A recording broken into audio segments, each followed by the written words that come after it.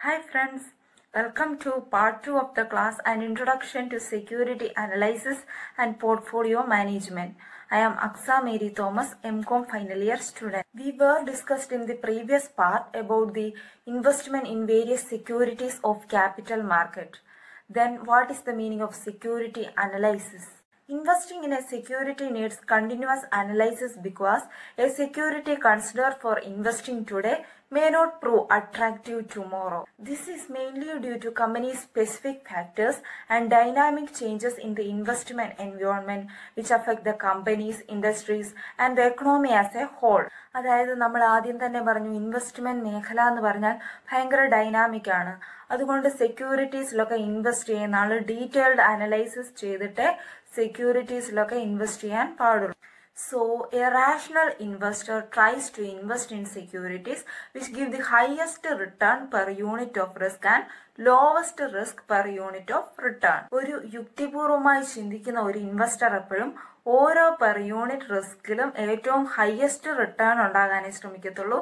ഓരോ per unit റിട്ടേണിലും ഏറ്റവും മിനിമം റിസ്ക് ഉണ്ടാകാനുമേ ശ്രമിക്കത്തുള്ളൂ. So, security analysis is a process of analyzing the risk return profiles of individual securities and the market as a whole with a view to identify the undervalued securities for buying and overvalued securities for selling. അതായത് security analysis എന്ന് പറഞ്ഞാൽ നമ്മൾ ഓരോ individual സെക്യൂരിറ്റീസിനെ എടുത്താണ് പഠിക്കുന്നത്.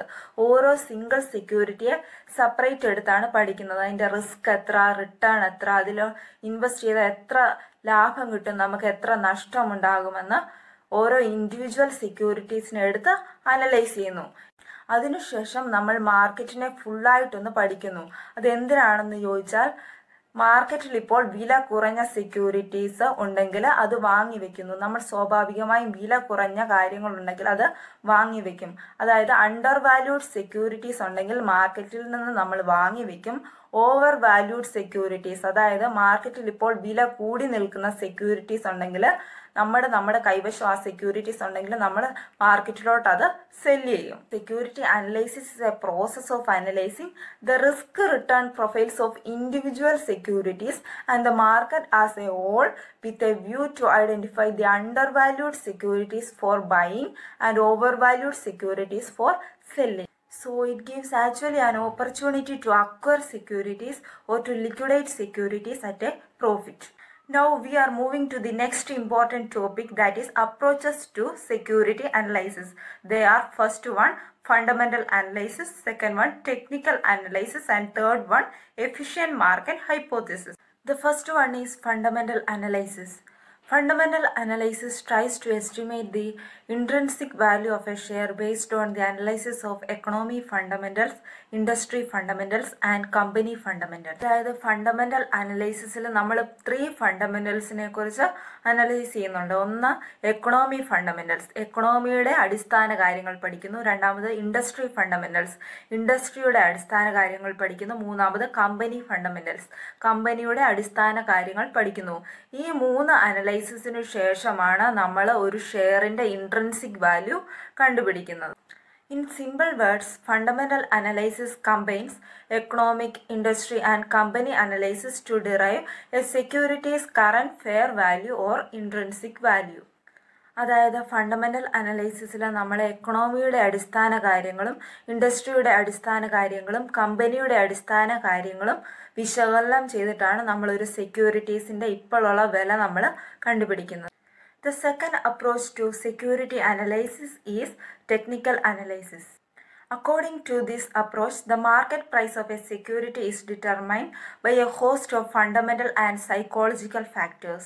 അതായത് fundamental factors മാത്രമല്ല some psychological factors കൂടി കൺസിഡർ ചെയ്തിട്ട് നമ്മൾ സെക്യൂരിറ്റീസിൻ്റെയൊക്കെ മാർക്കറ്റ് വാല്യൂ കണ്ടുപിടിക്കാൻ പാടുള്ളൂ.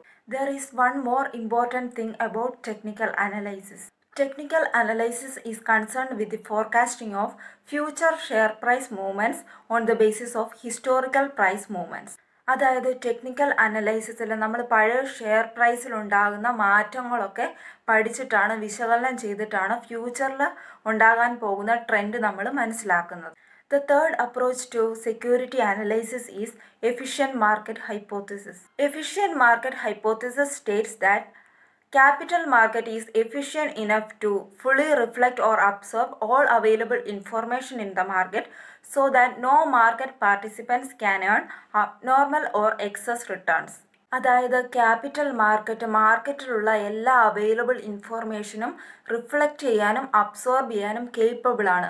മാർക്കറ്റിന് നല്ല എഫിഷ്യൻസി ഉണ്ട്. അതുകൊണ്ട് തന്നെ എല്ലാ മാർക്കറ്റ് പാർട്ടിസിപ്പൻസിനും ഈ മാർക്കറ്റിനെ കുറിച്ചുള്ള ഇൻഫോർമേഷൻ അവൈലബിൾ ആണ്. So no market participants can earn abnormal or excess returns.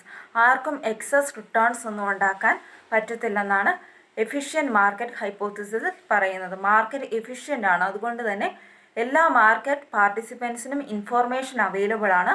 അതുകൊണ്ട് തന്നെ ഒരു മാർക്കറ്റ് പാർട്ടിസിപ്പൻസിനും എക്സസ് റിട്ടേൺസ് ഉണ്ടാക്കാൻ പറ്റത്തില്ല.